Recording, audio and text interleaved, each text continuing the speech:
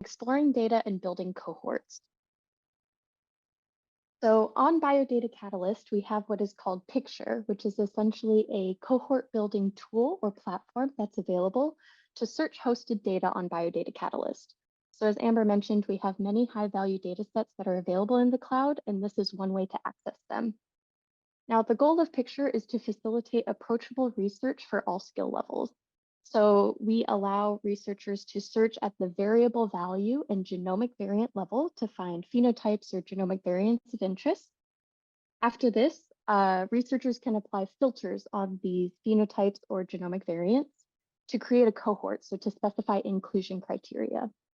Now, once the researcher or investigator has added the correct filters and applied all the inclusion criteria, they are able to export this data into a data frame into one of our analysis platforms, such as Seven Bridges, as a data frame that is ready for analysis later. So what's really key here is that the researcher can do this without opening any data files or messing with the files themselves or having to handle any of that parse data dictionary files. They can just get into the UI or access it via the API, apply filters, and start their analysis. It's very streamlined.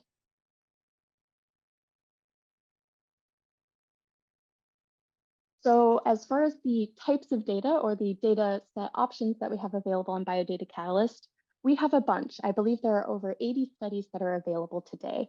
And this is just a subset of that list. So you can see we have many different heart, lung, blood, and sleep-related data sets that are available. As far as phenotypic data, you can read this table here, but I'll call out a few key ones. The Framingham Heart Study and MESA are both prospective longitudinal cohort studies. So these are very rich studies that are, the information has been gathered over time with a specific cohort. So it's a really great study to investigate longitudinal information. And with both of those studies, we actually have the associated genomic information or the genomic data.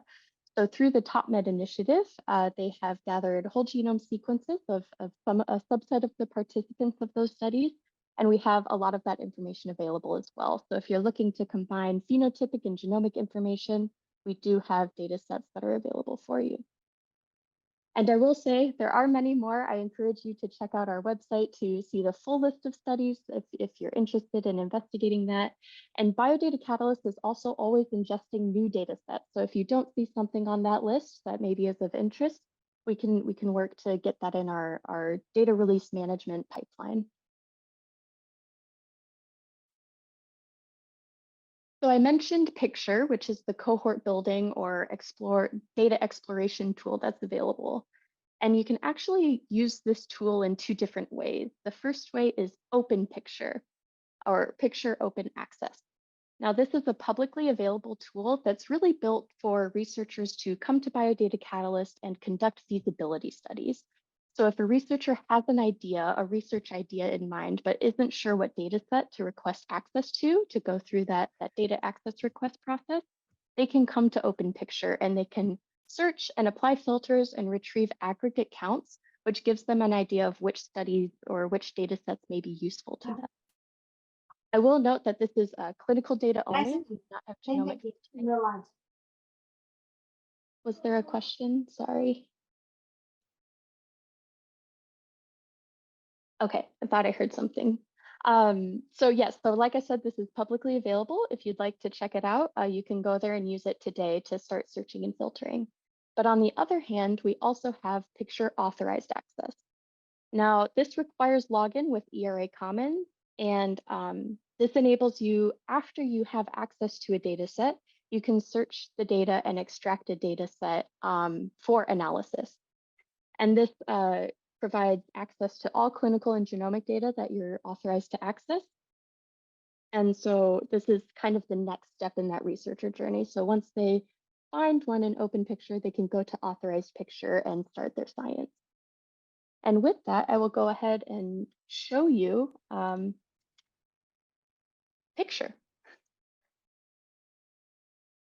So here you can see I have logged in to Picture authorized access with my ERA Commons. And this is what it looks like. So you can see that with my personal ERA Commons, I have access to 33 of the available studies. And so I will briefly show you, some of the high level functionality of Picture, but I will encourage you to check out our documentation and some of our demonstration videos to learn more about how to meaningfully apply filters and search for terms. But let's go ahead and jump in. So let's say I'm interested in the relationship between heart failure and obesity or BMI. I can go ahead and in the search bar here, type in heart failure to see what's returned.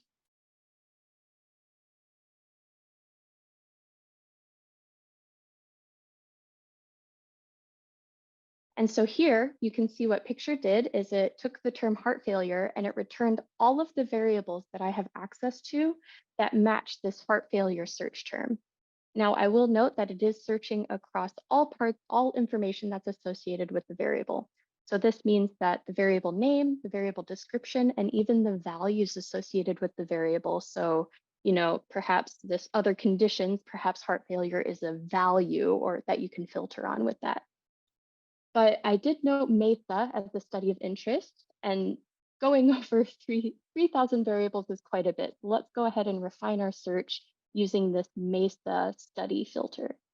So I can add that and get only MESA results. So we can see that there are several heart failure related variables. So I can click each variable for additional information. And once I find a variable that's of interest, I can go ahead and filter on it using this filter icon. So by clicking here, I see that the options to filter this by are no, unknown, and yes. So let's say as a researcher, I'm only interested in those that have or have not had heart failure. So I can select no and yes over here. And once that looks good to me, I can go ahead and add filter to query. Now we can see over here at the results panel, it's been updated to reflect my query criteria now. So I can see down here that my variable filter has been added. I've filtered the cohort, and I can see that 1,565 participants have either no or yes in this MESA study for this heart failure variable. I can go further then. So as I mentioned, perhaps I'm interested in BMI or obesity. So by searching BMI, I get all of the BMI related or body mass index related variables. So again, if I'm interested in learning more about this variable, I can click on the row. Otherwise, I can just jump straight into the filter icon. So this body mass index variable looks promising. And we can see that this looks slightly different because this is a continuous or a numeric variable. So here I need to specify the minimum value and the maximum value that I'd like to have my filter. So I'll go ahead and say 18.5 as the minimum, and I'll say 50 as the maximum. So by doing this, we can see that this number slightly changed. And again, my BMI filter is showing up down here in my added filters. But now this means that there are 1,547 participants in the MESA study that either have or have not had heart failure and have a BMI between 18.5 and 50. So you can see how this allows you to add inclusion criteria, get a feel for the data. I can further explore variables, I can add more, I can even use our genomic filtering tool to add any genomic variants of interest. But here I'll just highlight another way to explore the data is with our variable distributions tool. So this kind of provides a sneak peek of the data or more insight into the cohort that you've built. So here I can see the two variables I've added. I've got my BMI variable and my heart failure variable. And this is really useful, right? Because I can see here that not many participants in this cohort that I've built have heart failure, only 18 as opposed to over 1,500 that did not. So perhaps I need to tweak my parameters or find a different study that could be better for statistical analysis. That was a very brief crash course on Picture, but again, I encourage you to check out Open Picture, or if you have ERA Commons and access to a data set, log in to Authorize Picture and start playing around with your cohorts, searching different phenotypes and applying filters. And I believe now I will either pause for questions or hand it over to Sarah. Emily, this is David Goff. I have a quick question for you. That was a a really wonderful example of how to use this for one cohort. But if I wanted to find people with heart failure across multiple cohorts, um, how easy is that? How, for me to find the different variables that may represent heart failure, say across 4 or 5 different cohorts, if I want to build that cohort? Yeah, that's a great question. So Picture, the way that Picture works is we map across the participants between studies. So for example, with the MESA cohort, it has a BioLink MESA version or a TopMed version of MESA. And those participants can be shared between those studies. And if they are shared, you can query across those different studies that are technically distinct but have similar participants. So querying across related studies is quite easy, but querying across perhaps like MESA and Framingham Heart Study, right, two distinct studies, there is a way to use the API to build more complex queries like that, but through the UI, you'd have to build a couple of distinct data sets, if that answers your question. Yeah, So I think multiple so. I queries, I think think.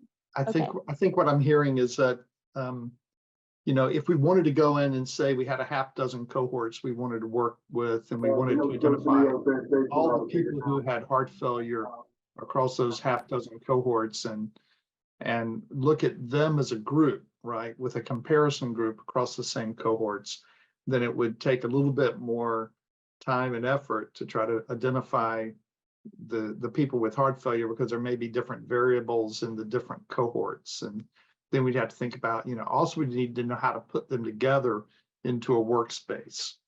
Is that right? That's right, yes. But I will say one advantage with Picture is that all of the output will be in the same format. So even though it may be a little bit more upfront effort to find those variables, maybe they're labeled differently between the cohorts, kind of like you're alluding to. Once you construct those, once you export them, they're all in the same format of data frame. So it's really simple or really straightforward to combine them then into a single data frame, which is easy then to apply any harmonization techniques or things like that. So yes, there's no manual file management, though it will require a little bit more upfront work to identify those variables.